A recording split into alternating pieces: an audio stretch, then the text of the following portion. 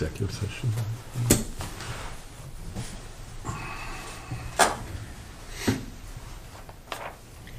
Good evening, Littleton. It's July 14th, 2025. We will call this meeting to order, and we've got some things to discuss in executive session, so let's go ahead and get started with that, please.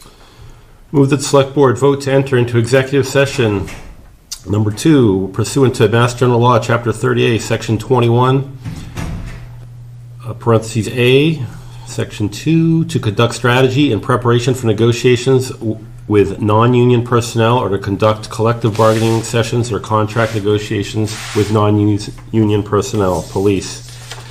The Select Board will adjourn to executive session or reconvene in open session after the executive session. Second.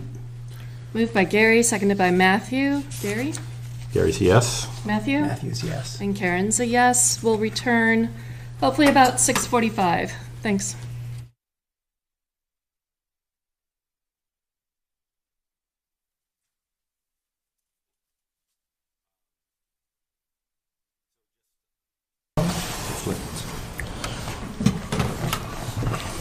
And we're back. We'll start our general session now with a Pledge of Allegiance. I pledge allegiance to the flag of the United States of America and to the republic for which it stands, one nation, under God, indivisible, with liberty and justice for all. Let's go ahead and read the mail real quick, and then we'll go a little bit out of order. So, and we'll have Steve do his contract. Where is it? So number 4, we'll move up ahead. I'm so sorry. I should have. I thought this was. That's okay. Should we just go to Steve and then do mail? Sure. All right. That'd be great. Thank you. Steve. That would really be The mail is always riveting. I don't know why you wouldn't want to wait for it. Comcast channel is coming off. That is part of tonight's mail, yes. Xfinity. Sorry. Thank you, Stephen Young, Director of Public Works. Just here with kind of the annual contract for the landfill monitoring for the post-closure and maintenance plan. As you see this year, it's down a little bit to $116,400, and what that is a reduction in some of the sampling and what we have to sample for. The hope is still over the next couple of years we can reduce that sampling from quarterly to either a biannual or, like most that are in full compliance, just annual sampling. Great. So we're starting to see some of the reduction now. We had received a revised plan back over the winter, and this sampling plan here reflects that. Is annual as like infrequent as it gets? Yeah. Yes. We'll do annual Yes. forever. They'll Yeah.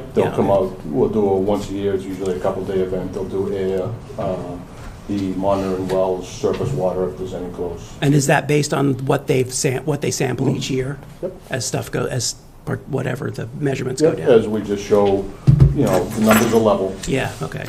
or minimal change, then we can start, which is how we've got to this point. Okay. Are there any other substantial changes either to Ty and Bond's proposal or to the contract? Nope. It's really just a reduction in the analytical stuff at this point. Okay. Are we good? Yep. Any questions? All right, I'll take a motion. Move that the Select Board vote to authorize Town Administrator James A. Duggan to execute a contract with Ty and Bond for $116,400 for environmental consulting services for FY 2026 landfill post-closure compliance. Second. Moved by Gary, seconded by Matthew. All those in favor? Aye. Thanks. Thank you. Thanks, Steve. Hey, Steve. Enjoy dinner. There was a space between them. 116,000, it was 160. Okay. I'm ready. They'll be Thank you. We'll just finish this one housekeeping task. Go ahead with the mail. Thank you very much. Current vacancies on town boards. We've got that appointed by the Select Board, Agricultural Commission, Clean Lakes Committee, Committee for the Exploration of Real Estate Tax Reliefs for Seniors, Community Preservation, Conservation, Council on Aging, Disability Commission, Economic Development Committee, Historical Commission, LCTV Advisory Committee, Master Plan, Implementation Committee, Permanent Municipal Building Committee, Personnel Advisory Committee, Sustainability Committee, Taxation Aid Committee, ZBA, appointed by the school committee on their finance committee, and appointed by LELWD, also on their finance committee. Sign up and receive public notifications for the town of Littleton. Scan the QR code.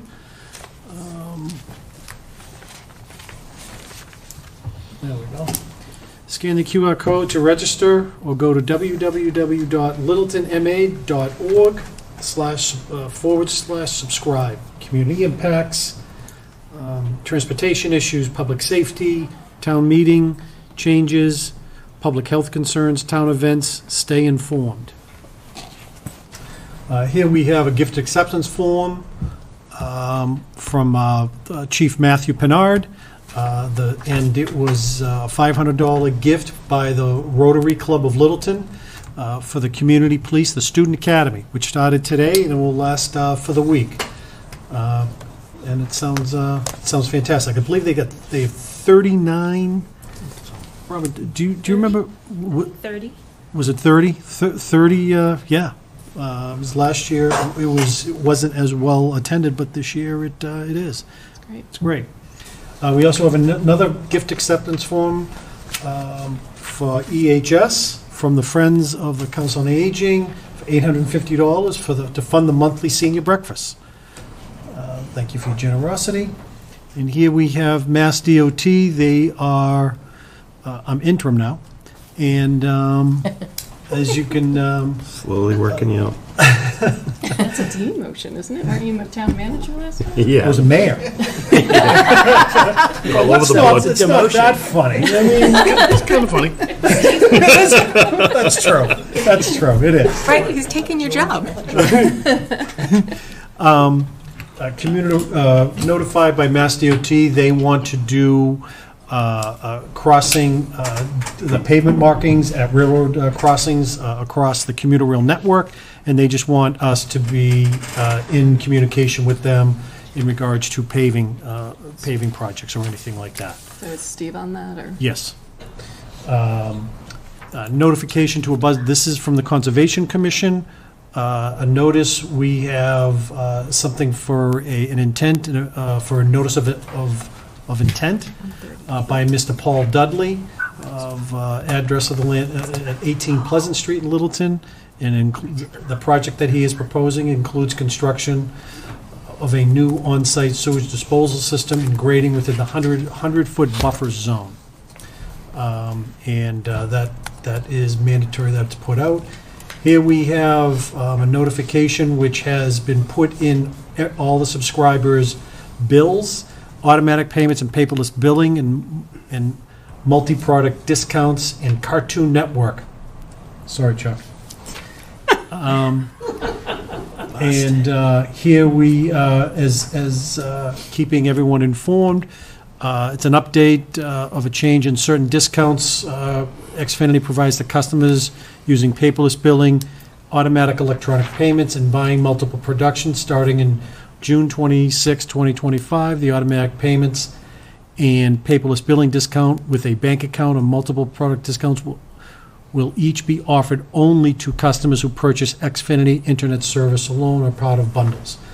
And it will also, it will not be offered to new subscribers.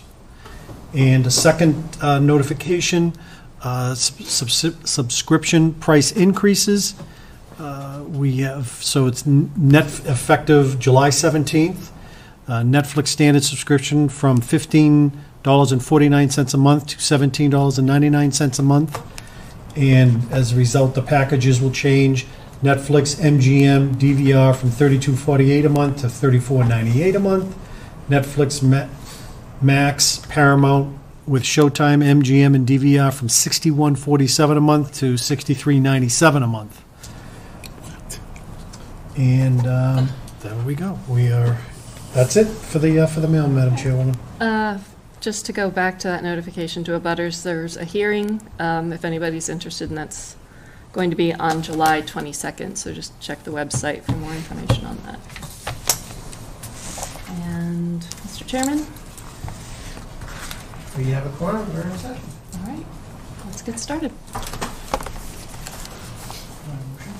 Oh, yeah. Okay, so, everybody got the budget transfers. There are quite a few of them. Some of them are because, like DPW, when we did the union negotiations, it was thrown on one line, so we had to shift the salaries around for that. And also, some of the admin staff was budgeted in land use, and it should have been split, like we split building, health department, conservation, so there's some of that.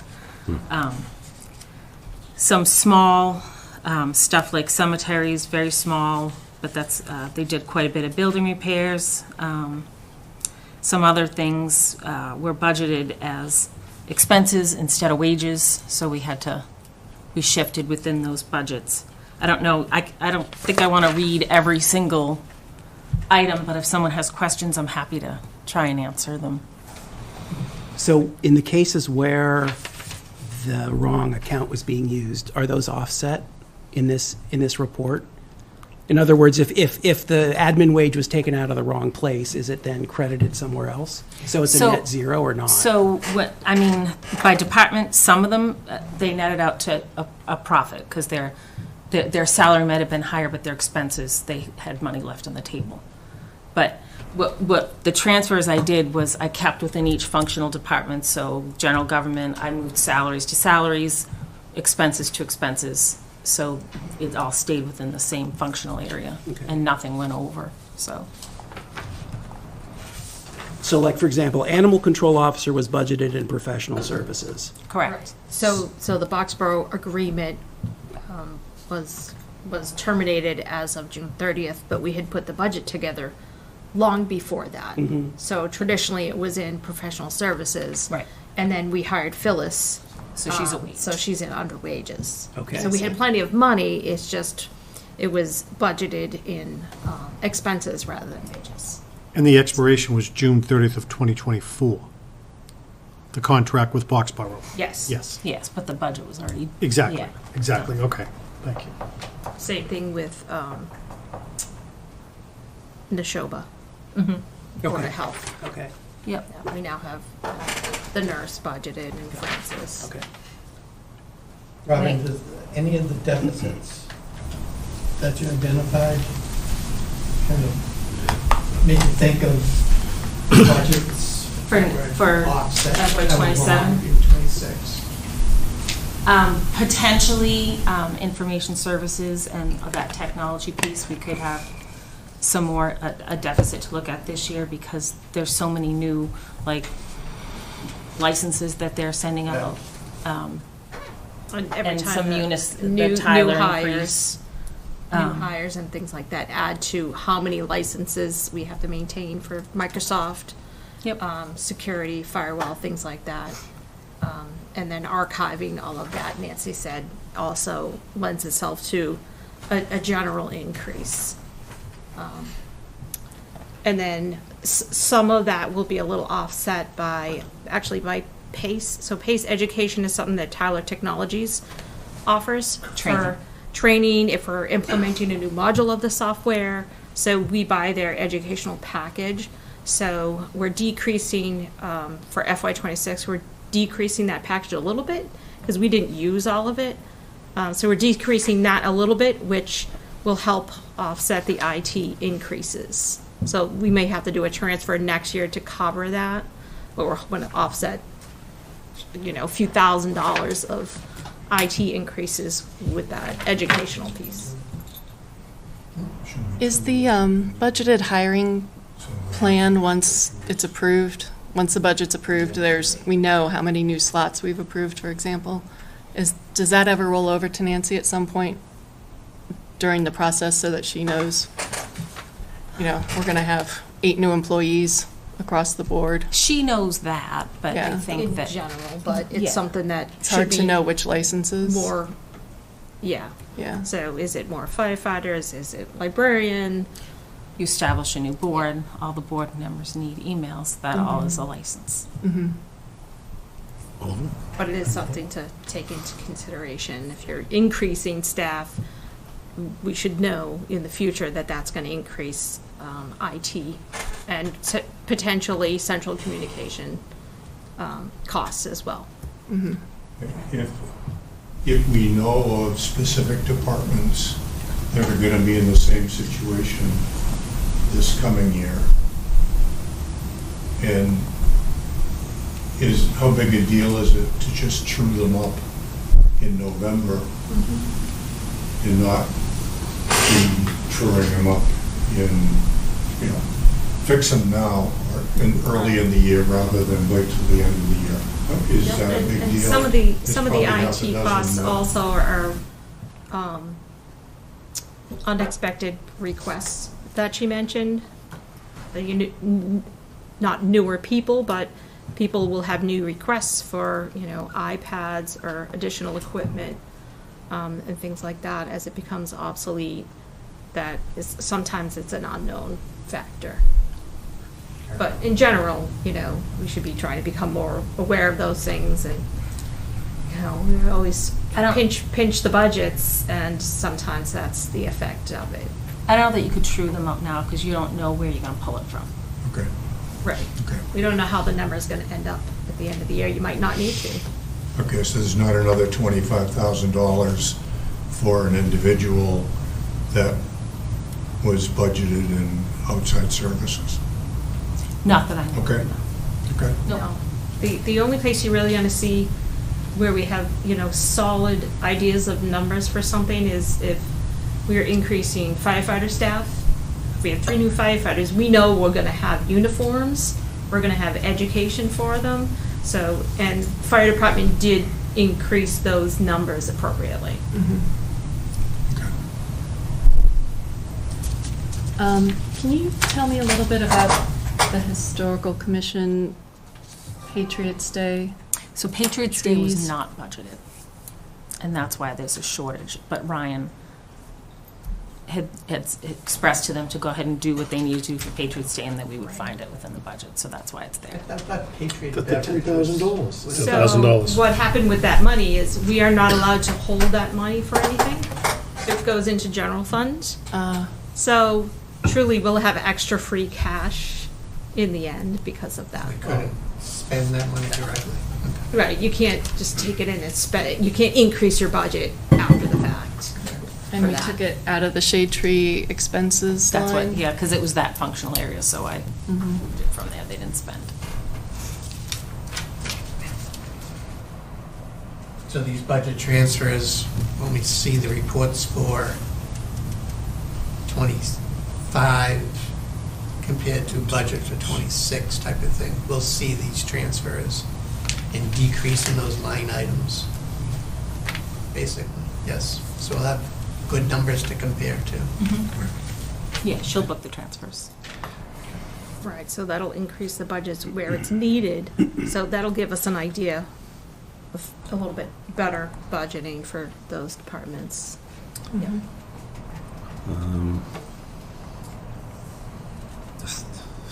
Is this bigger than normal? It was long this year, yeah. It definitely was long. And there were some Little small, ones. like, silly ones, and I think it was just the way the split happened for payroll. So Yeah. there were some, like, collector normally wouldn't be, but it was just a little bit over. I mean, it doesn't look like there's any singular department that needs to be talked to, so to speak, about their budgeting. It just seems a little bit scattered.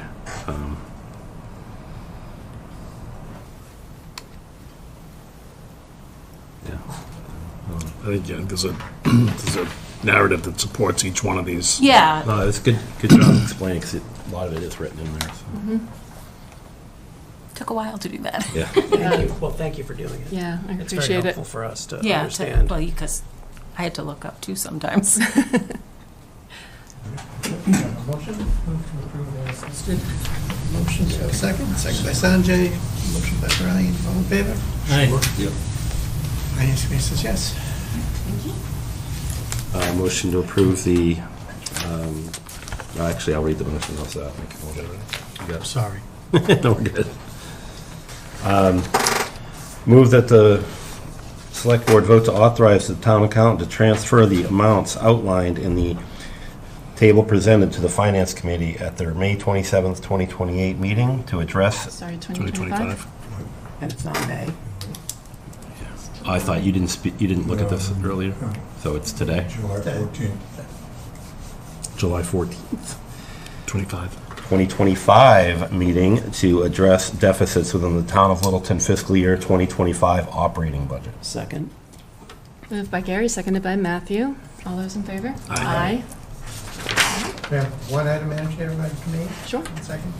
We have an invoice from the Association of Town Finance Committees for $201 for our dues for this year. Do I have a motion to approve? Motion to approve. Have a second? Second by Fred, motion by Brian. All in favor? Aye. Michelle, we're okay. Thank you. All right, thanks very much. Thanks, guys. Thank you. You're welcome. Thank you.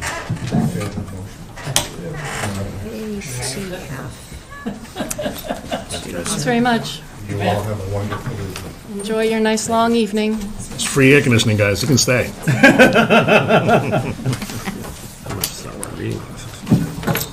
Thank you. Thank you, Michelle. Appreciate it. Thank you, Robin. Yeah, thank you. Well, look top of the chart. That was, I had to blow it up to see it. Department board updates and requests. We did that. So we're moving on to public input and members' updates. We'll start with public input. Does anybody have anything they wanted to say?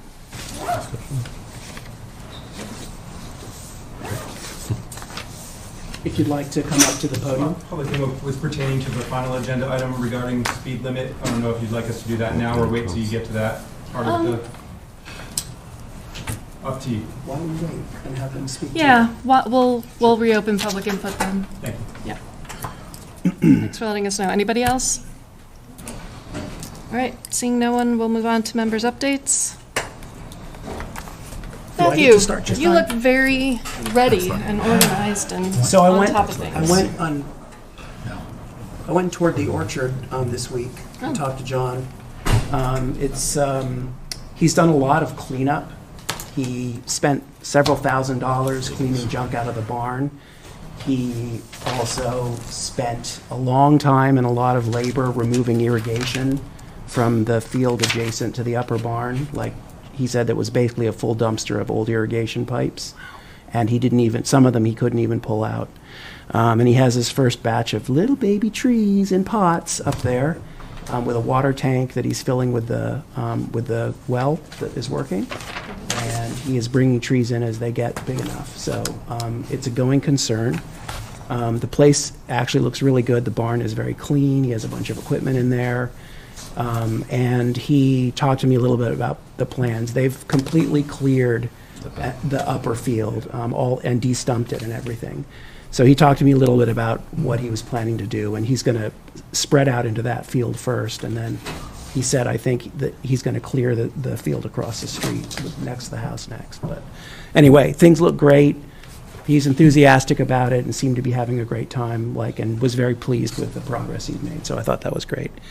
The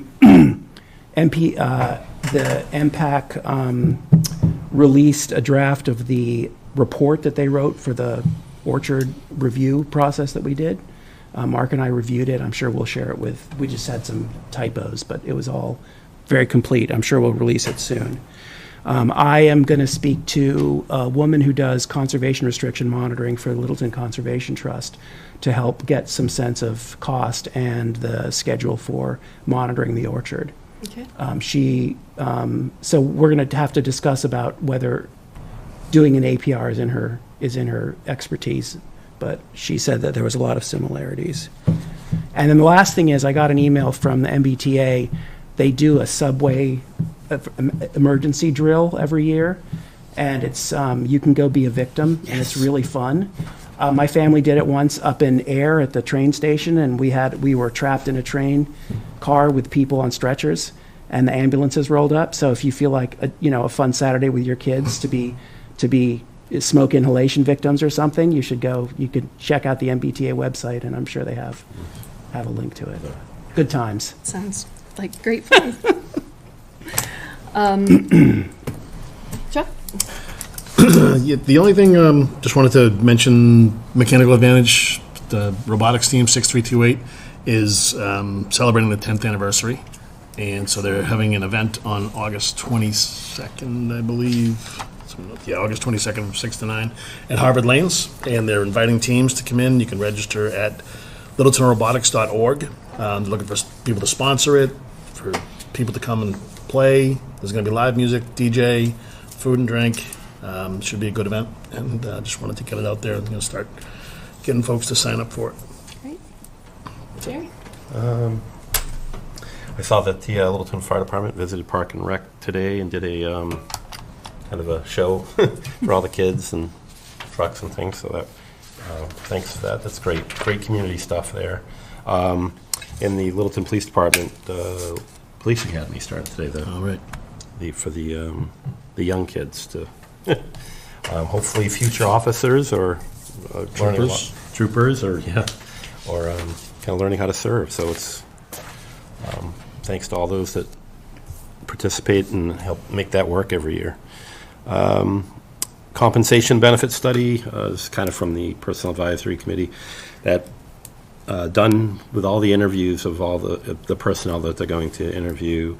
There is some draft structure at play, kind of looking at how the grid's going to change and how many grades and things like that. So that's kind of, they're into that meat of the discussion now, and after all of the interviews and discussions with the department heads, where all the positions seem to fall in our group. So that's where they're at. So more to come on that once. Michelle's keeping that close hold, so we don't get to see much of it, but we will eventually, probably in the fall. That's all I have. Okay. I went to the Financial Policy Committee meeting. That was back on June 24th. There weren't a whole lot of changes. There were probably two things that will have already circled back or will circle back to us on the select board. One was TIF policies. We've got that on the agenda today. And the other topic that might come back on our side, depending on how much we want to do with it, is earmarks or designations for hotel tax revenue for the new hotel that is being proposed. That was discussed in terms of a financial policy, and the decision and the idea was that that is more a select board policy area. So, and that's all I have. Can I just follow up on Gary's thing with the academy? Yeah. There's at least, I was just trying to go through my head and figure out, there's at least a half dozen previous explorers that have gone through the junior police academy that have gone into law enforcement. And so there's a couple here in Littleton PD, and there's a couple that have joined other police forces and the state police. And so it's a great program to give kids an idea if this is something they want to do for the rest of their lives. And they really do a great job going and inspecting the kids' bedrooms, and it's pretty serious business. See if you can bounce a quarter off their cot. So, yeah, keep up the good work. That was awesome. That's great. Jim, any project updates or? I do. Updates? We have Whitcomb Field and tennis court projects. They're moving along as scheduled and on budget so far. Looking at August for the tennis courts should be substantially complete, and then in the fall we're looking at the ball field to be complete. King Street construction, it's going. It's still on schedule, which is great, and the primary focus in this initial design has been utilities, with progress made in the drainage, the sewer, water, and electric infrastructure.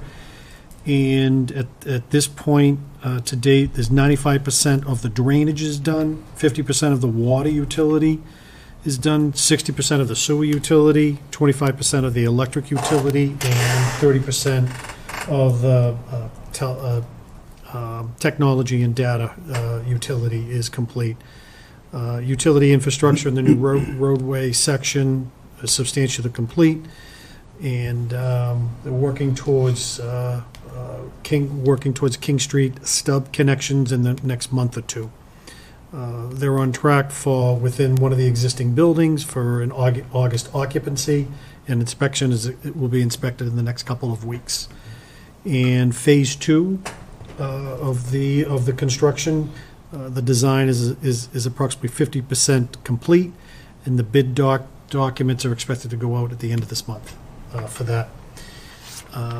Also looking at, I just want to update the select board on the statement of interest that was submitted for the high school boiler and roof. That was done earlier, I believe it was April or May of 2025 during a select board meeting.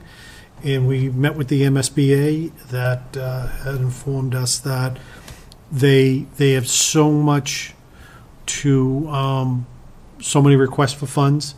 And considering that we are in the queue in their core program for the Shaker Lane School. They're going to replace it for free. Right. Exactly. And that is something that, so there's 2 separate programs. There's the accelerated program, which is more, is not as substantial. In other words, you're looking at roofs, doors, windows, heating systems, things of that nature as projects to do, whereas the core is an entire school. So, but because, and they like to make sure that not to give a community multiple funding opportunities at the same time because there's such a demand on it. So we're going to keep the project in their queue for 2027 for it to be voted on. And it's going to, it'll go into the accelerated program because it will be a roof, and they're no longer effective immediately doing boilers. What they're transitioning over to heat pumps for the school. For the accelerated program? Correct. Okay. And at that time, so in the event we are not successful in 2027 for the roof and the heat pump conversion, it will then we'll have to reapply for 2028. So it just keeps on going down there through a tour that Chairwoman Morrison and Mr. Rumbacher and members of the planning team had. We took a tour of Lab 9 and their project. That's a local company. And one of the things that they would like to do is potentially having a conversation, a meeting with Lapoli Company for see if they can, create a business partnership over here at 550 King Street, and that is being scheduled, and that continues to move forward. And Jim, excuse me, wait, May. Yeah. They need more space. Is that what that's about, or is it who? Lab 9? Yeah. No, it's just to manufacture this, just to be able to help. to help the manufacturing. Oh, got it. All right, Right. thank you. Yep. And I wasn't. we, facilities manager responded this morning to an alert from school personnel that there was a breakdown in the fire suppression sprinkler system over at 36 King Street. So we have dispatched, people have been there and identifying the problem and we will have an update. I will have an update for you every day to the select board about next steps and in terms of testing, moisture testing, the repair of the systems and things of that nature. And In the meantime, Parks and Rec is... Correct, and they asked today because of the lack of a sprinkler system, everyone really had to vacate, especially the children. The building commissioner is permitting the the office personnel With an of access. Parks and Rec Yeah. to be able to be right there, because they're right next to the door. They're at the front door, literally. So they have easy access to, to leave in the event that is something. Otherwise, no. The school administration will be working remotely because it predominantly happened up on the second floor. So, and they've been very cooperative in where, when I was asked today about the children's programs, we're like, come on home, come back to the second floor, absolutely. Kind of like my kids did. The outside sign looks nice, though. Yeah, I saw that. yeah, it does look good. And that's it. Any questions or anything? No, I didn't, I can't believe that tour at in Somerville for Lab 9 was. It really just was. Since our last meeting, it seems like it was 10 years Oh, you ago. went to Clarendon? But yeah, it was really, Yeah. really neat. I think we're lucky to have such an innovative company here in Littleton. It's awesome, yeah. And the work they're doing is really, really impressive. Absolutely. So thank you to them for giving us such a detailed tour all the way to the top of the building Good view. by stair. Great view up there. It was, yeah, great view. Mm-hmm. All right. Moving on to appointments.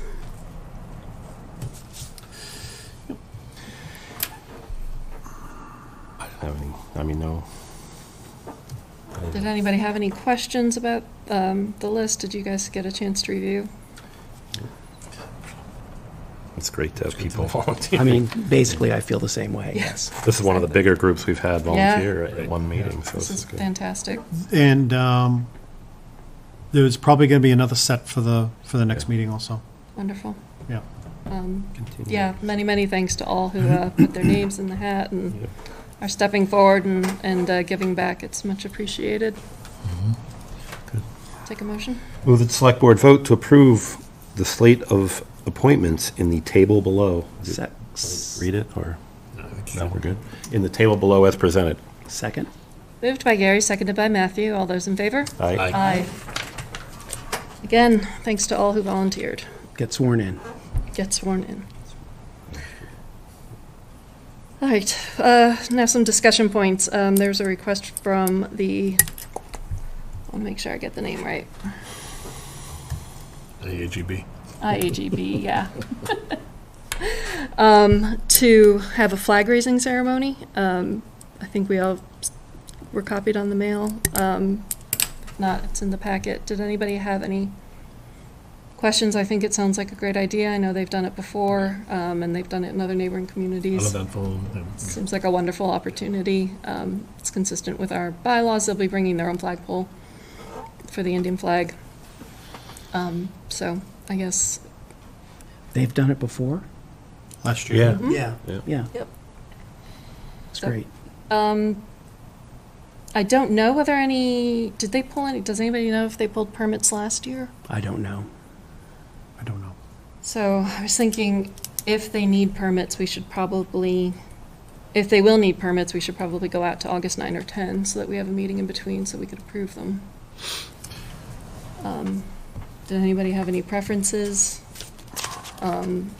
between Saturday and Sunday? I'm not so concerned about the pulling permits as I am the potential of, what's covered from a liability standpoint. Do they have their own insurance? The IAG, there's India Association of Greater Boston have their own rider or whatever. It's in the, just if they're having an event on the common, is it just, Putting up a temporary structure, meaning the Right. flagpole. right? I think that anytime we rent out Fay Park or, any other of our venues, not there's a whole bunch, but you have to come with something. It's interesting because it's not a rental, but it's a use. And it's an authorized use. Can we find out? Absolutely. Thank you. All right, so we'll chase that CYA. down. Yeah. Good question. But between Saturday or Sunday, does anybody have any preferences? No, doesn't matter to me. Oh, I was thinking of Saturday and Sunday. Okay, no, I don't. Yeah, no, they put forth Yeah, there's a little or in there. Yeah. Yeah, Saturday or Sunday. Yeah, okay, so I'll get back to them. and let them know either 9th or 10th works for us. In principle, we're good with it and get the details. Yeah. All right, thank you. And then the TIF discussion.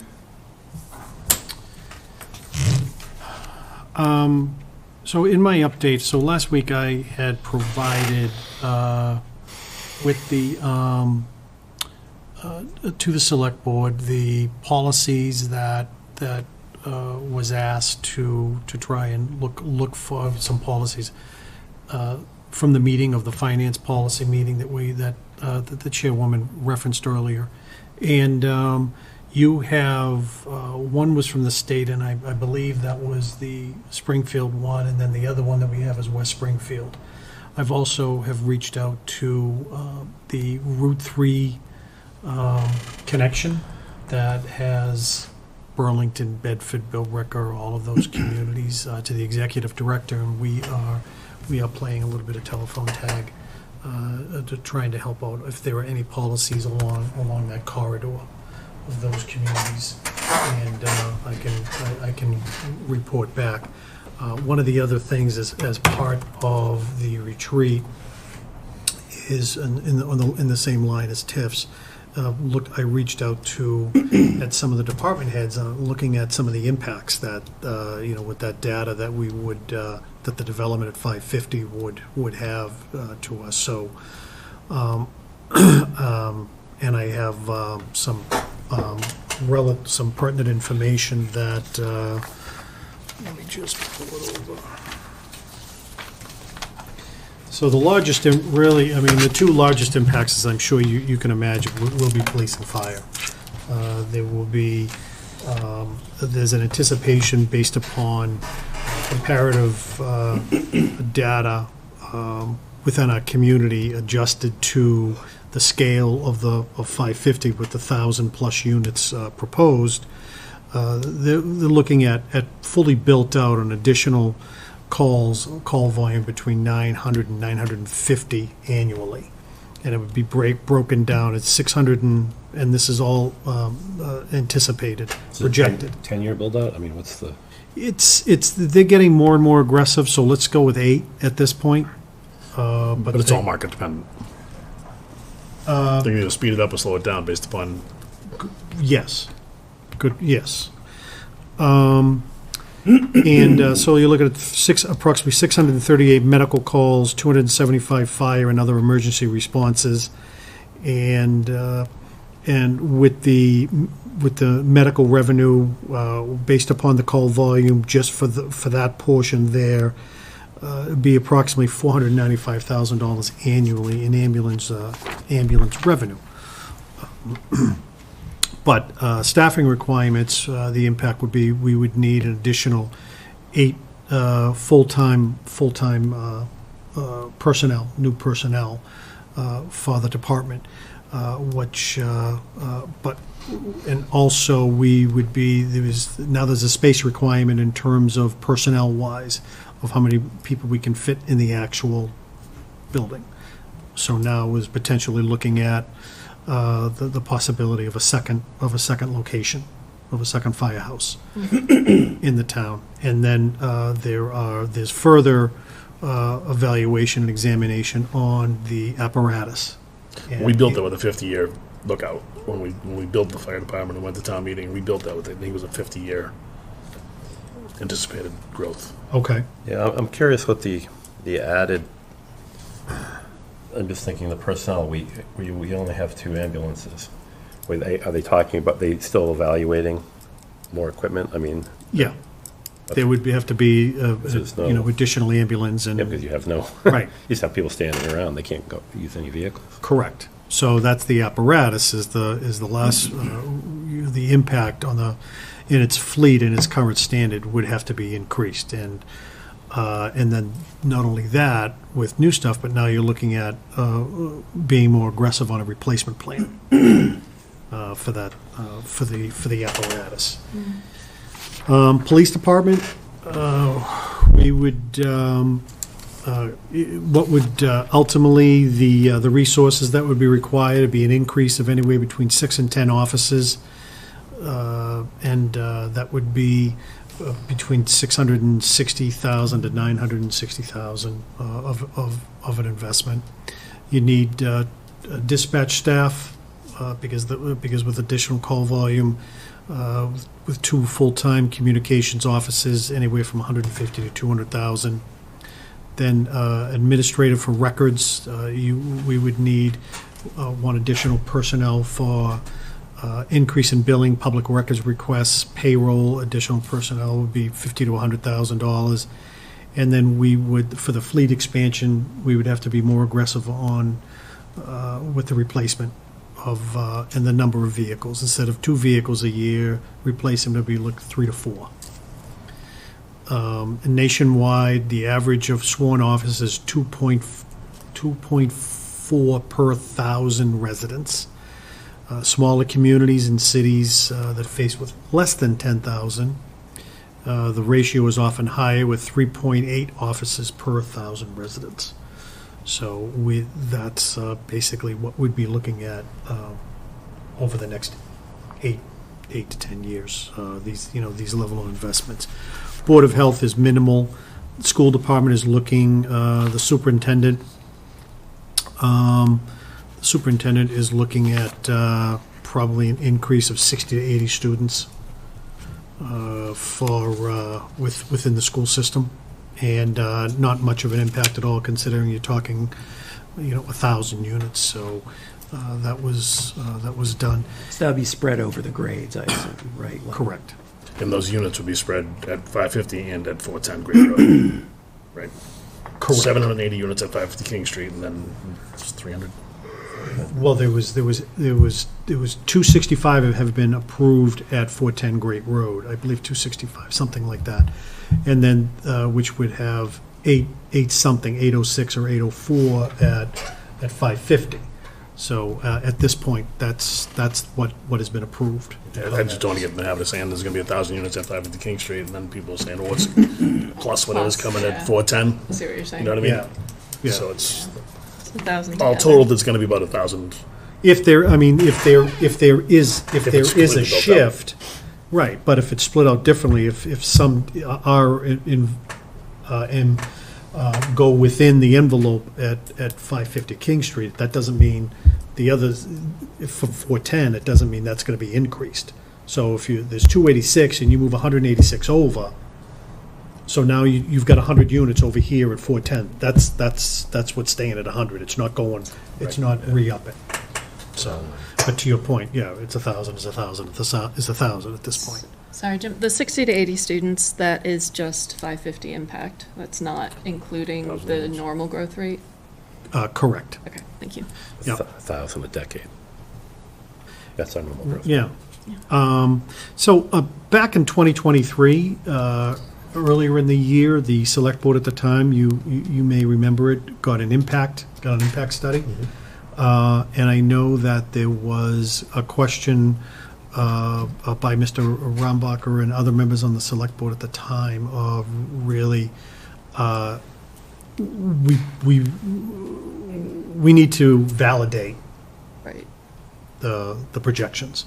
Yep. And so at the time, so we have, there are some pretty astute companies, a couple of companies that are out there that can evaluate the numbers and start peeling back that, the reasoning behind there, and seeing how strong those numbers are. Okay. I mean, I think the game to play here isn't really a game, but of making sure that we're not chasing, because we went through a period. Why did we hire 4 firemen at once? Because we went a decade really without increasing staff. So this is one of those things where I don't think 550 King can be built out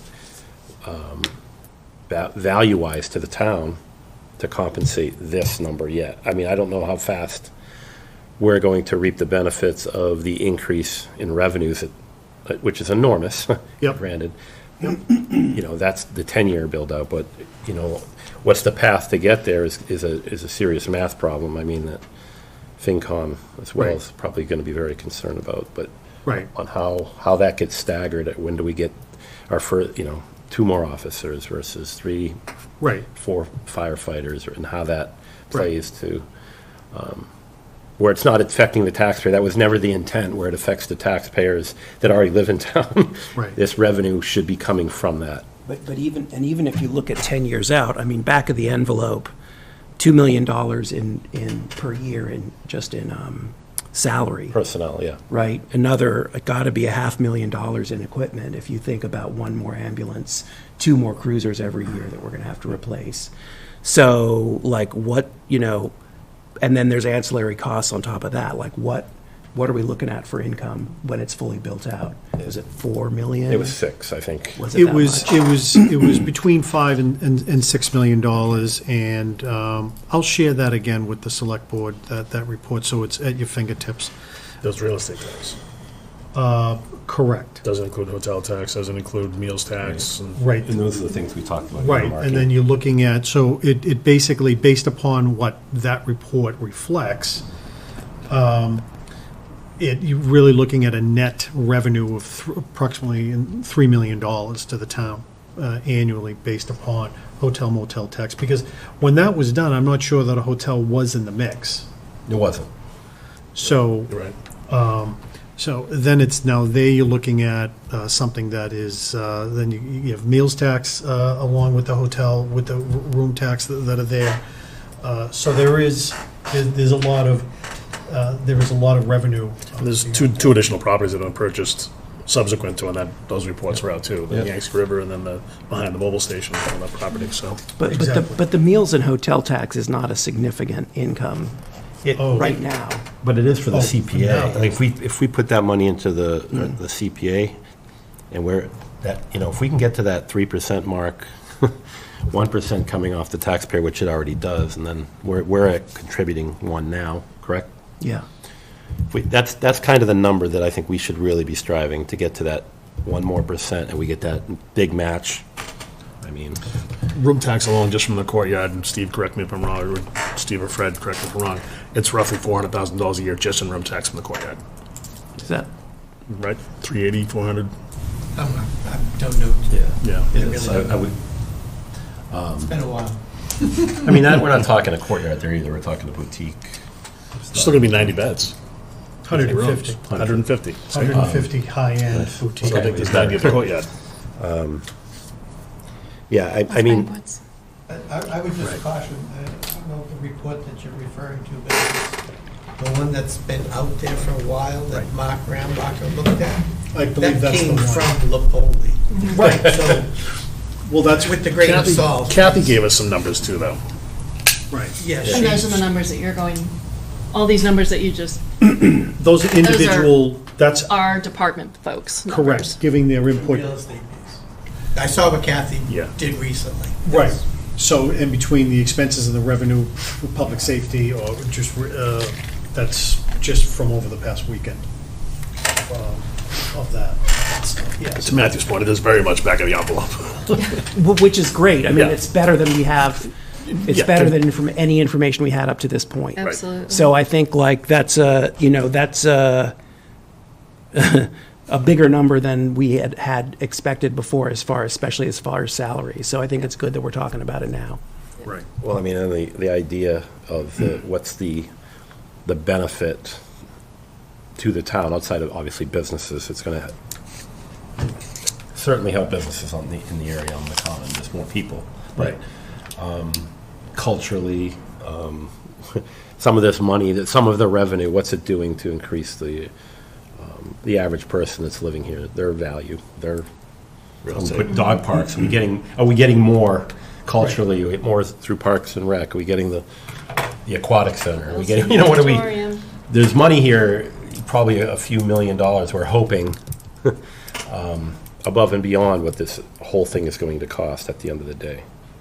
Now, that's the hope, right? Steve? I just want to, I've said this like 3 or 4 times in the past 3 or 4 town meetings, we need to spend this money smart. And if there is more revenue than we're going to spend, even after these things that you had said, it's an opportunity to start looking at not raising the entire levy, putting it aside, decreasing the tax rate to the residents. I think that's something that they would probably appreciate more than, Yeah. Yeah. Well, not increasing the tax rate has been our MO, but it never goes, it never seems to go the other way. But to Steve's point, when the point was built, I don't want to say we were like a bunch of drunken sailors, but we as soon as it Spent came every in, we dime. went out. And we look at the number of employees that we have in this building. Go back 10 years and then go to today. It's just, we need to, Well, lessons learned from that. Yeah, I hope This so. board learned a lot from that board, if you will. but that board didn't learn anything from even Cisco trying to go into that property. The previous board, the select board, spent that money, we hadn't even received it yet. Correct. And they didn't even buy the property. on speculation. Absolutely. But I mean, our financial Learn our policies have lesson. changed. Yes. Yeah. We meet a lot more, our financial policy group, and I think we're much smarter than we were even 10 years ago. I mean, having that discussion sooner than later, Yeah. it all rolls into this tip, because Yes. you have this revenue enhancement, you can give some of it back in potential TIF. But what do you do with that extra money? And that's going to be a key moving forward. Well, and I think We the don't time lose had- it, it's in the Very levy, conservative, yeah. the but time you don't had have to just raise be- the entire thing. Because we can't just look, I think my guess is that any TIF pitch was gonna be, look how much revenue we're bringing you.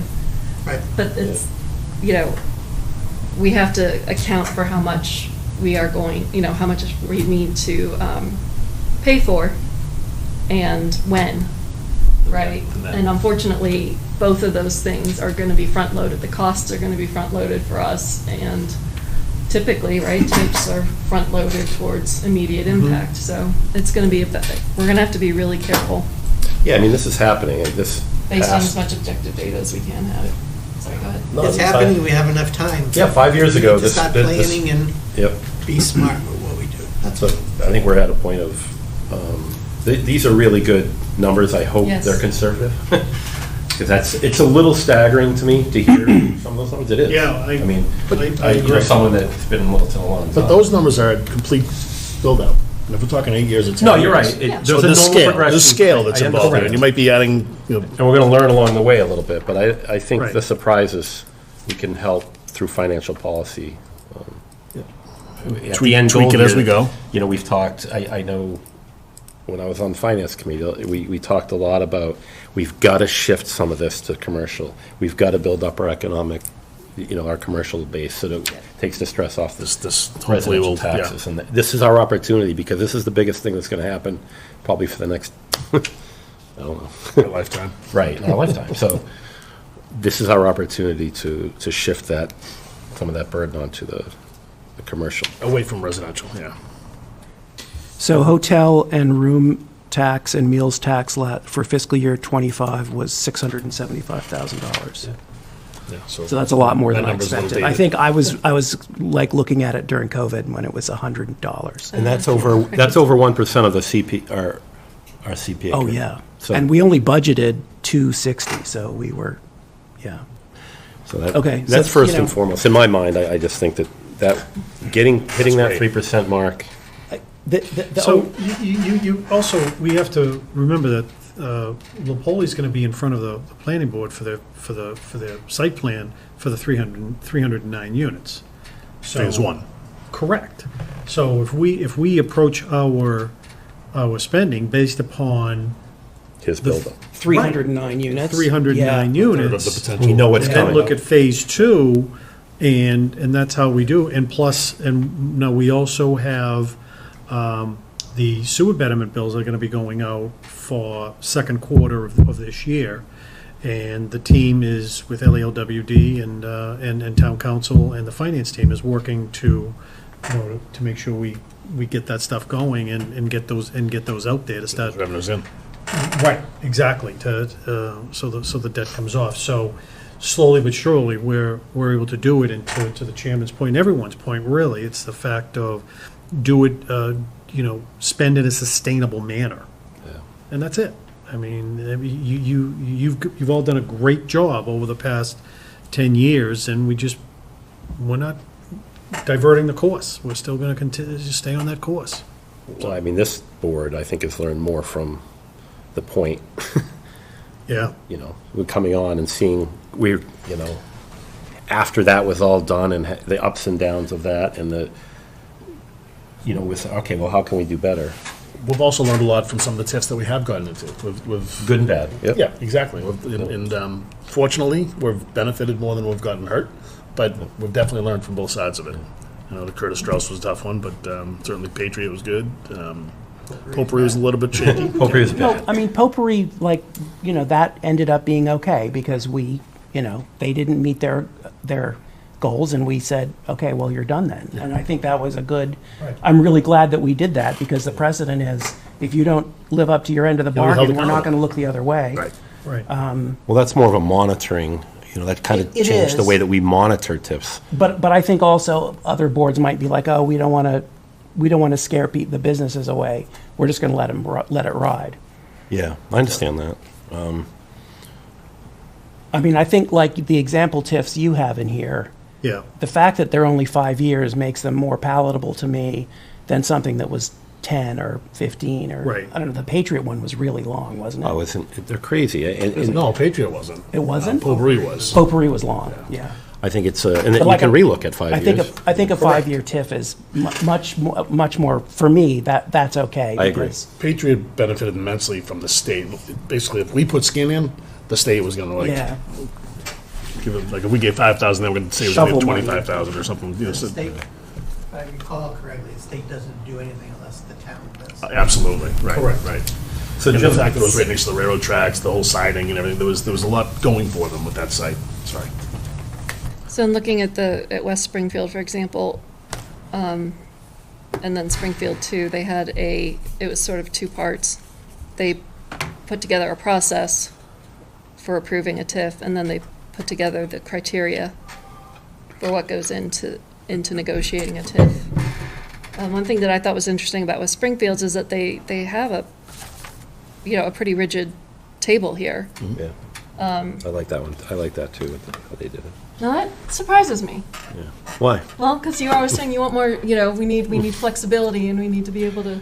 Well, they went with solid numbers, though. Right. You could flex in there. You could flex it. It's just, I don't like to use Springfield as an example for what we're trying to do in Littleton, but, I mean, what are the tips that worked in Littleton? That too, those I would like to see, what worked and what didn't work. We can also look at, the 495 belt there's other partnerships, like we're talking about the Route 3 partnership, there's the 495, the Metro West, and a lot of those have been, a lot of TIFs have been done in the pharmaceutical and biotech space to try to get people to come to the communities. And they've been met with some pretty good successes. So I think there's some available. TIFs aren't necessarily a bad thing. You just need to make sure that you're protecting yourself. Right, right. And some of those TIFs, because the administrations in the state have been actively pursuing the biomedical things of that, a lot of communities did the bare minimum TIF just so to be eligible for the windfall at the state level, which is huge, which is Worcester's benefited a lot. Well, we also have the unfortunate, our location being so close to Devon's, and you're not going to beat what they do. I mean, their benefit, they are building out. There's not much room left to build out, but I'm There's a just lot saying, around, but they're just look at over there. they're not as competitive as they used to be. They used to be able to steal our commercial base. And they did. I mean, that's pharmaceutical center over there now. I think that Chuck, that maybe get that TIF committee that's outlined in the financial policy together, get Kathy around, have her talk about what's worked, what hasn't worked. Yeah. As far as the Springfield one, or whichever one that lists, that I'm not a fan of how they did that. What the structure of the structure? Yeah. Too structured? Too. I think But I mean, this. you do your limits, if we decide we're going to go to 5 years, whatever, to Matthew's point, to Chuck's point, then we should just say that, right? We go anywhere from 1 to 5 years, period. And not say, 25 jobs is gonna get you this, and 50 jobs is gonna get you that. That's, I mean, do you think it would make more sense to tie the actual percentage to some index or target? Well, Is that feasible to do? We can get into that with our meetings. For sure. Yeah, okay. I mean- Because I know what you're, Yeah. when I mentioned, I'm just saying we need some type of a table, because it seems like, looking at the previous TIFs, I know, were you on one of the TIF committees, that there's not like a really solid, how did you guys get there? There was nothing really guiding you beside, it was more of a negotiation, which this will be as well, but it would be nice to have some little structure to it. So we go in with a game plan, we're not going to really shift, we can shift a little bit, but we're not going to shift too much. Right. Thinking of the future, that's all. and that's why you wanna keep it structured, but not overly structured, that you're handcuffing yourself, basically. But don't forget, we're also going to have multiple areas of independent development at 550 King Street. Yeah. I know. So it's not all going to be under him. Like the hotel, for example, they're going to be independent. Yep. And they're going to be walking in and saying, okay, this is what we... But like you found out, and there was a text that you sent me, the TIF isn't on the residential piece, it's just on the commercial piece. Correct. we're not authorized to do the residential, we're not Gateway City. Correct. Correct. Thank God.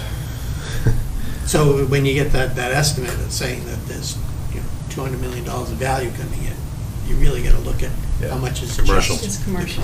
Correct. Yeah. Right, exactly. Just, Mass General Law has a parameter of 5 to 20 years, so as much as we'd like to do like a 1 year or 2 year, just to kind of, You gotta do 5. yeah, you gotta do between a 5 and a 20 year. What was IBM on? A million. Like a 30-year? No, I think it was 20 and they got re-upped. It was, did they? I think it might have. I You don't remember? think you can re-up, you have to go back to town meeting. I think the year it came up, they moved out. The year was gonna start costing You know what, them. it was close to the end. Yeah, it I was think like right that's at the right. end. It was a couple of years before Unbelievable. it ended. And yeah. COVID had a lot to do They with that. literally couldn't get a hold of them. Yeah. Not that they did bring a lot of There are value. other policies, I mean, I sent Karen a list of town, the one from Auburn, town of Auburn is a decent policy. Okay. Come on, tips. Okay, anybody yet? We good? All right. Speed limit on Shattuck Street. Gary, that was your item. Can you Yeah, talk to us a little bit about what your, Thank you. Thanks, guys. thank you. thank you very much. So just a lot of, a few residents talked to me about noticing the 25-mile-an-hour speed limit sign, or some of them asked for a speed limit sign, not knowing that it was going to be 25, where I believe it was marked at 15 before. Before what? Before town. Before we tore it up. Yeah, before this center went in. Okay. So, and I don't know, whether that's true or not, I don't know. Whether it was 20 or 15, I'm not sure, but I think it was, 15. people told me it was 15. For 47 years. Yeah. So, for 47 years. So, when it changed, and I saw it in the end, and granted, it was put in place because of a school, which is interesting because I was talking to Jim, it's actually was slower than a school zone. Right. So that probably took into account, this is a rural side road off the main street. You don't want people using it as a shortcut. The housing A whole lot of things go complex into that. and, Yeah. and the senior center. I would argue that the only thing that changed by this not being a school is the buses aren't here. I mean, you're going to have, with Park and Rec still in this building, with Library. the library Senior here, center. children still coming up and walking to the common. Granted, we haven't added a population base here, really. It's the same population with our senior population and the residents. But we already know the increase in usage by the senior center is staggering, how much they're getting a lot more use there. So all that being said, I just think we really need to look at it, and I was trying to figure out a way, well, I know our bylaws are that no speed limit can change without select board's approval. I think that's pretty clear. So the speed limit going to all the rest of Littleton, quote-unquote, speed limit, because we became a 25-mile-an-hour community. Sure, it makes sense, I think, on face value, but without really sitting with the chief of police, listening to residents, they see it every day, and having more of a discussion. Do we need to really look at that? Is 25 too fast? What rule set are we governed by? I know, researching it with you shared some different language that the state uses on congested area. Well, congested area it's a 30-mile-an-hour speed limit. We can't even use that. It's statutory, based Right. upon Mass General laws. It's, Right. a school zone is 20 miles an hour, and it was 15 originally, from what Right. I understand, when it was a school back decades ago. Yep. And then, but at this point, if a school zone is 20 miles an hour, a thickly settled, which would be Shattuck Street, is 30 miles an hour. And then outside the thickly settled area would be 40 miles an hour. And then you keep on going to, Well, it'd never go over 25 because we just don't. Right, If because we it's didn't post, it would be townwide. 25. But and that's it. Why did it go away? Why did 15 get taken down? right, I would say, I drive it all the time, of course, but I never look at my speedometer. You're just kind of going safe enough. There's always cars parked on the side of the road. There's people on the sidewalk. So it's just a natural to me that I just don't go over 20. Seemed like a safe. When I got going to 25, I felt a little bit of if a kid or somebody ran out in front of a car on the side, I would have been like, oh, that would have been a little risky. So I think, me personally, I'd be more comfortable with a 20-mile-an-hour speed limit there. But that's me, and I just don't know how to get to 20 with all the statutory guidance that we're left with. I have to believe there's a way for the select board either just to make it 20 miles an hour. Well, you mentioned it earlier in the discussion we had, that the state says this is statutory, but we have the ability to strengthen it. Yeah, but I don't know if, I'm hoping that's true when it comes to this, right? You can add to, but you can't take away from, right? So you couldn't make it, if the state, Could make it 40. the state's is a maximum, not a minimum, is what you're hoping. Yeah, I just think that it's, the 25, especially with a newly paved road, of course, just feels like you're going to get people going 30, 35, right? That's just how I feel about it. I'd like to hear everybody else. But that's why I wanted to bring it up, because I did talk to a few residents. I did test drive myself on that road a few different ways, different times a day. So that's all. What is the deciding factor to you? Is it that residents want it lower, or is it that it's a library, or then that there's a library here? Yeah, I think if you're a resident, there's a few residents here that will speak. I'd like the speed limit to be 15 miles in front of my house too, of course. But by changing it from a 15 now to a 25, that's noticeable. That's more noticeable to somebody. You visually can see that now, not necessarily to me or people that drive it all the time, but someone that's coming down the road that looks at a speed limit. Oh, how fast am I going too fast through here? They see it. So I just with or without a school there, I think 25.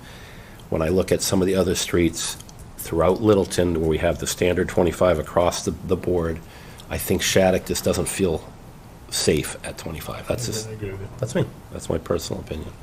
So, In front of Fay Park, it's also 20, right? It's 25. I thought we moved down to 20. It moves down to 20 as you get towards the intersection, I know. You live there. There is a speed limit sign right where it hits Foster, but I think it is 25. so even that's a little bit different for me. The visually open, Wider, yeah. Well, so here's the other thing. Shattuck is really short. Like, what do you need to hurry along that for? Like either you're going someplace on Shattuck Street, in which case you'll be there in Or you're 10 bypassing seconds. Or you're bypassing something, in which case you shouldn't be doing it. Right. So I have no problem with this being 15 or 20 or 25. Like, there's no one's going to get inconvenienced by there being a slow speed limit. I mean, I would ask that we do it everywhere else. We just put the machine out there. And see what it. Let's see get a what it month's is. worth of data. Let's see really how fast people are driving, and I bet you'll be surprised. You think it's going to be high? I do. Because we thought that too on Lakeshore, and it wasn't. Right. No, Right. I know. So yeah, you're right. We should see what it Just is. to see, and I think it's worth. That's just, and I know that's just a small piece of the puzzle. We went against that on Lakeshore. We decided, no, it's too fast, so we're going to slow it down. But I mean, whether it's a commercial property, all the industrial parks have 10 miles or 15 mile an hour speed limits, or I go to Moderna, they've got a 10 mile an hour speed limit. And I notice when it says 10, I'm probably going 18, to be honest. Yeah. No. You know, if it says 20, then it's just human nature. You know, Yeah, they're not going to who pull you goes over for going 55 on 5 over, 495? right? Exactly.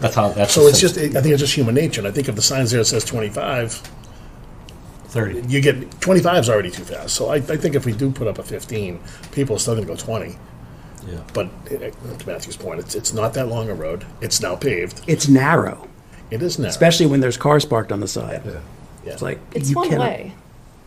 Yeah. Most of the time. Well, Am I right? I don't really come to these town meetings that often. I came a few years ago, but I had a SAR driver just pull into the new 31 driveway and went up the wrong way on Sunday. So it happens quite frequently. I understand the town's changing and all that, so. At one point, that was a point of discussion as well, whether we wanted to keep it one way. Right, and that's more designed, I think, on seeing how this building presents itself to, but I think by having this new facility, which we know has increased a lot of people, Traffic, yeah. and up the speed limit, 10 miles an hour, whether it should have been or shouldn't have been or whatever, we did. So that, I don't know, I would at least like to say, you know what, that center now has been there a year or two, we've got better data, you know, we've done a speed study out there, but we haven't even done that. I think it was just, road got paved, everything got redone, there's no school here, rest of Littleton speed limit sign went up, I'm sure that's what Steve Yonley did. Sure. Doing rest I of mean, Littleton. that's our law. Makes sense, right. Our law is So- that your default speed limit in this town is 25 miles an hour. Unless there was something that was pre-existing. No, once the school moved out, the school zone goes away. I mean, you could Maybe argue, the select board 30 years ago right, we could argue that. made the decision after the school was gone To leave to it. leave that at 15. We could have, that's when it should have been argued, right? And that's still Right, okay. that's The when it town should can have do been that. argued. I don't want to get into a discussion about that. I'm just saying that is our default speed limit. It makes sense to me why 25 is Sure. posted. Yep. So the question is, does this board, I'd like to hear Mark's opinion too, so I don't say we have to rule on anything tonight, I don't think. But I think we need to do some more research on it, just to see what everybody feels, and, get some input from the public, obviously, too, but, Yeah, Chuck? Just to, if I may, there has been discussion about, do we make that two-way? Do we dead end it in front of the senior center? Right. And then make that side of it two-way? So I think, I'd love to hear from residents that are on Shattuck Street, if they're open to that, and Sure. where this discussion needs to come. But you're right, we've been kind of trying to see where this all plays out Yeah. with the senior center and what happens with this building, and so we've kind of been slow playing it, if you will. But Well, and it's early Steve, days yet, right? Pardon You me? can expect a surge for a while, and then we sure, need to see great, how it yeah, settles novelty. out. Yep. But But Don't force us to Steve But has, this is, Steve, the police chief and the fire chief have all said that if that's the way the board wants to go, then Right. they'll make it work. And but Where and when did they say that? I've had conversations with them. You're talking about in general. Just as far as if we were to have it, if you were to have the conversation, the first thing to do would be have a meeting with the residents and see if we can, if that's something that, how they would like that to go. I mean, this is something that we've been talking about for 10 years. We'll put a nice slow speed bump in there somewhere. That'll slow things. Speed bump will slow things Right down. at the Shattuck Street. All right, let's get some, if anybody has anything to say, please come up to the podium. Please state your name and your address, and please limit your remarks to 10 minutes, actually. Don't worry about that. Todd Sauter, 28 Shattuck. Thank you, Mr. Wilson, for bringing the concerns up. So I've been here on Shattuck for 2 or 3 years now, and sitting on the front porch, great street to live on, lots of pedestrian traffic, lots of bike riders, lots of dogs. It's a really nice street to live on. But in my mind, I see close calls, and I see tragedy waiting to happen sometimes. More than just a typical thickly settled street. It's very unique in certain ways, and you can just go down one by one, as Mr. Wilson brought up. Starting with the senior housing residents that the street begins with there. Those residents use the street for their walks and walking their dogs. Many with canes, many with walkers, many stumbling, many, of course, potentially getting into the time of life. You're getting cognitive change and things like that. Lots of potential for those to get in the road there. And then, of course, immediately after the senior center, as you brought up, you have the service road down to the athletic fields. And sitting from our porch, frequently seeing large group of kids spilling out. Kids on bicycles that really need to rev up to get up that big hill, and some of them barely, make that turn onto the sidewalk. And it gets, if you can see it happening where somebody just going a little fast, paying attention or not paying attention, that could happen. And the pedestrian traffic in general, in addition to those two hazards, seems to be picking up in just the 3 years that I've been there. Of course, it's a very, very popular cut through for people taking walks through this nice part of town, dog walkers. And so when you sit on the porch, I mean, it's very common. You can't go 10, 20 seconds without the next pedestrian going by. So I think it's more unique than just the typical thickly settled. And in many ways, I think it could be considered even more hazardous than certain school zones, just because of the things I mentioned. You mentioned narrow roadway. What's happening, what we've noticed recently this week, is because there's only a sidewalk on one side, many people walking the other way, especially if they have a dog, will walk on the road itself. And so you've got people using the road and the sidewalk, just adding to the mix there. So I really appreciate your attention to the matter and further discussion. And I'm, of course, in favor of pulling it down to 15 or whatever the law allows. And if it has to be something higher than 15 because of statute, then at least some additional signage that amplify the need for increased caution, whatever the speed limit decides to be. So thank you again. Thanks, Todd. Do you have any thoughts on the one-way, two-way? I imagine that's another meeting to come. So Potentially. Then I'll go well beyond 10 minutes. I Yeah. prefer not to. My preference would be to handle Shattuck Street.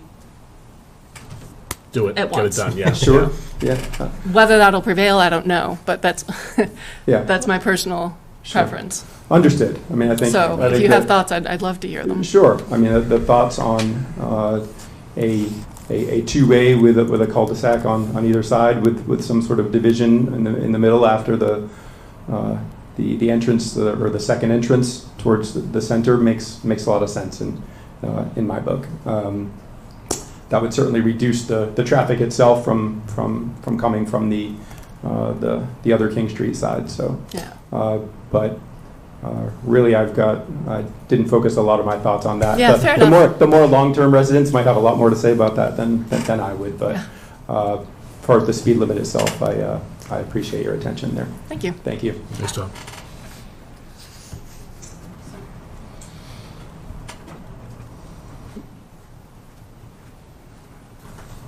Hello, Megan Megan. Ford, 28 Shattuck Street. I can't believe I've lived there almost 20 years. I was doing the math in my head and I can't believe that. But anyway, a few years ago, we had a front porch built for the sole purpose of being able to sit out on the front porch and just kind of people watch. And so I think that we could provide a good study. In fact, last night we were sitting there watching, and one of the first things I noticed was that nobody was using the sidewalk.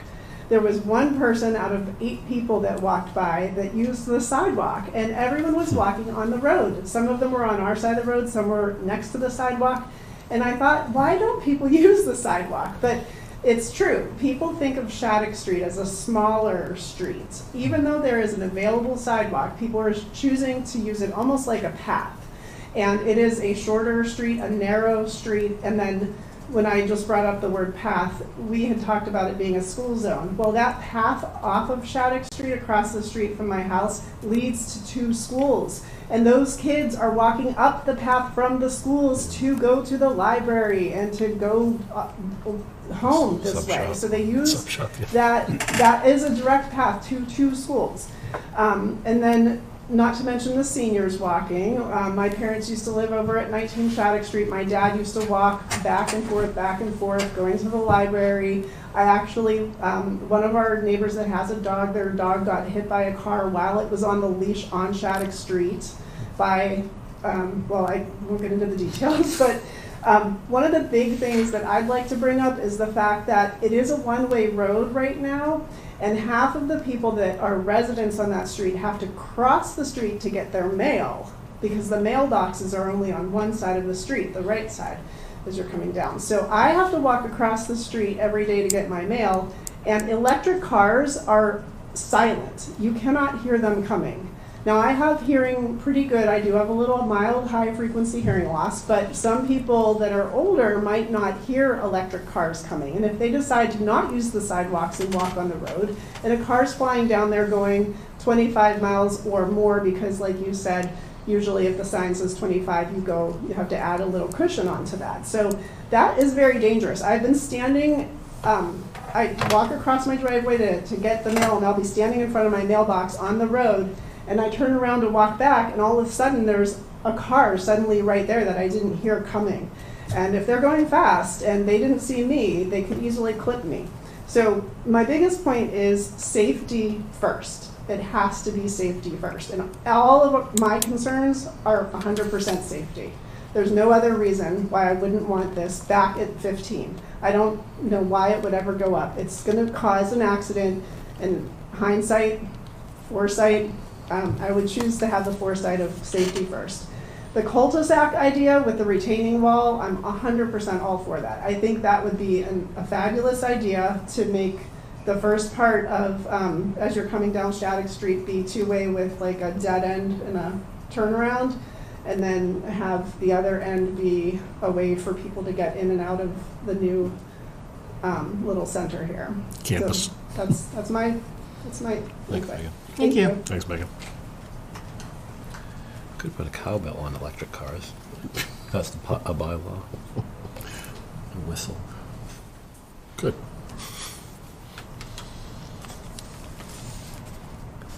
My name's Emily Murphy. I live at 27 Shattuck Street.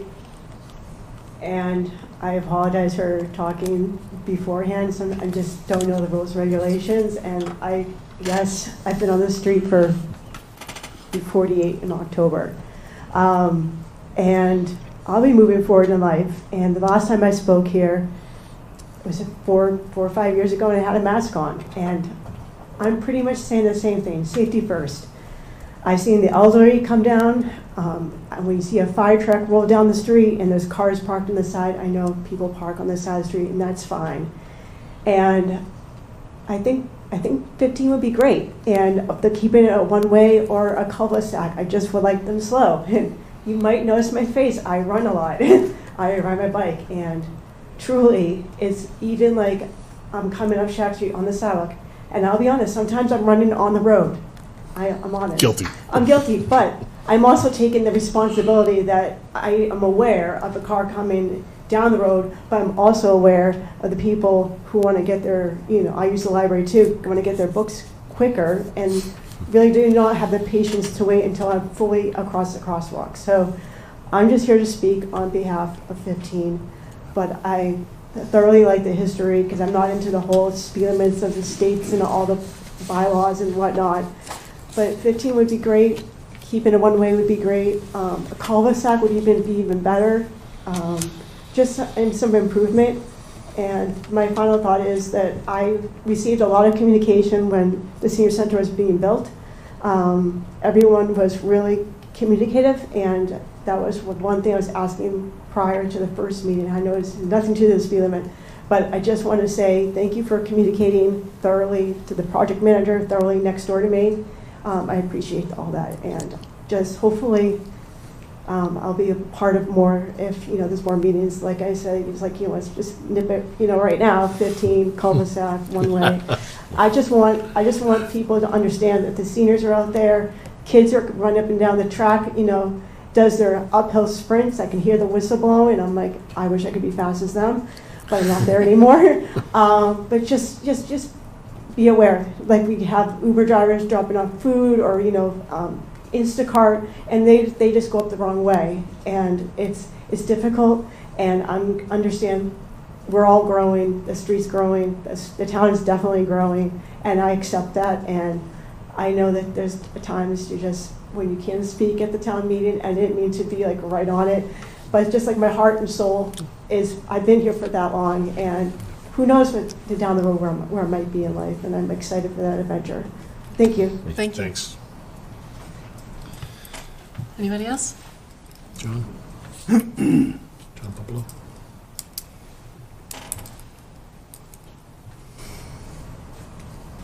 I'm John Popolo, 24 Shattuck Street. I think the speed limit would be a great help, but in my experience, so much of the traffic coming down the street comes from that end of town, and they go right by the entrance where they could come right in here. Instead, they go all the way up to the end of the street and then come flying down. So blocking the street off, having the one entrance opposite the funeral home like it is now, so people have to use that and with the speed limit would make the street much safer. So I think it's both. We need to do both. Right? Thank you. Thank you. Thanks, John.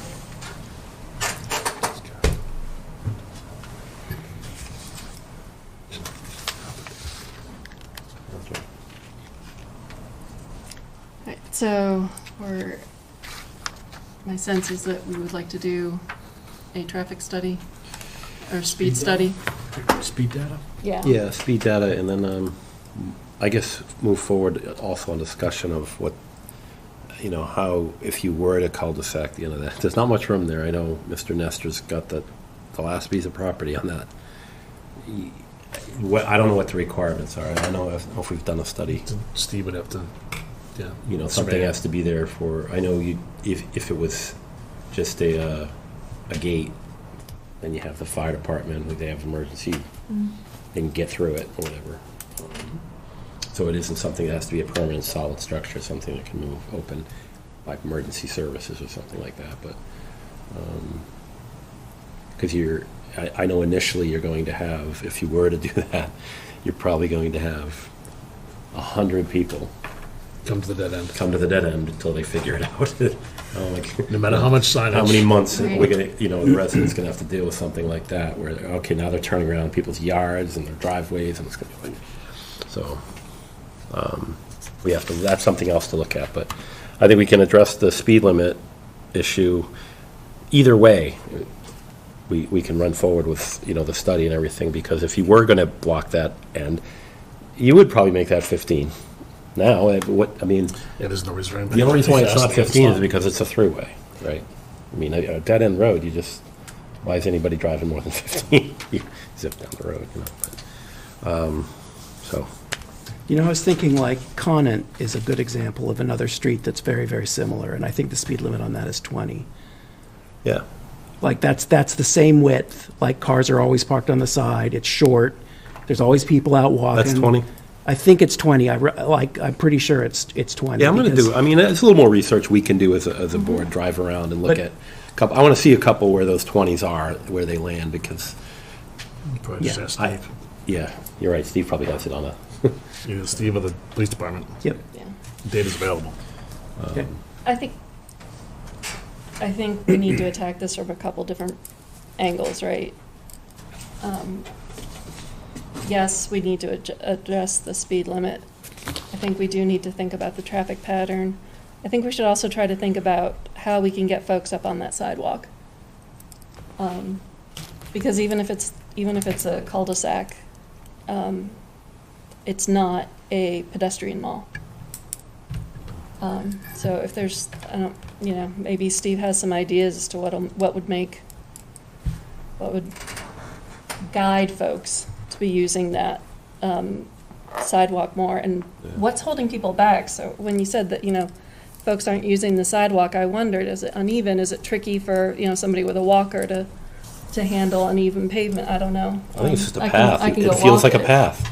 It really Yeah, does. but- I've walked it, and it's almost like an afterthought. Yeah, If I but get up on the side- there's gotta be some nudges, right, Yeah. that we can do. But that happens everywhere. People don't walk. I literally was going over the 495 bridge. There's a sidewalk right there, and there's a guy walking on the bridge. I'm like, what? Yeah. So, I mean, we can do all that we can do to try to make people do Sure, it. but, if we're gonna be fatalist about it, people are gonna speed, so why have a speed limit, right? I think it's worth looking Yeah. into, Yeah. if there's any, because I know Steve would be aware of, like I said, the nudge theory, right? How can you make it more attractive for folks, make people, consciously decide, no, I don't want to walk on the sidewalk, versus, oh, I'm just going to walk on whatever surfaces Yeah, if you right under my feet. If you cul-de-sac that, you've just eliminated 90% of A the lot of traffic. traffic. 90%. Yeah. Eventually. Yeah. Oh, no, it'll happen. After the as- learning curve. As soon as Google Maps updates. Yeah, everybody, That'll help. Waze That'll and go Google, yeah. Yeah. After We have the same learning problem curve. once every quarter, Star Hill connects through to Foster Street on Google Maps. Oh, that's fun. To Tehadawon, I mean. Yeah. And I get a week of 2 people a day coming into our yard. And then Can you turning get through around. there? No. You in a truck? I couldn't get. I didn't mean it. I'm sorry. Yeah. And then they fix it, and then 3 months later, it happens again for about a week. It's really Huh. funny. That's interesting. Anyway. All right. Anything else on this? No, so, traffic study and. Yeah, speed study. Conant is 25. Adams and Conant is 25.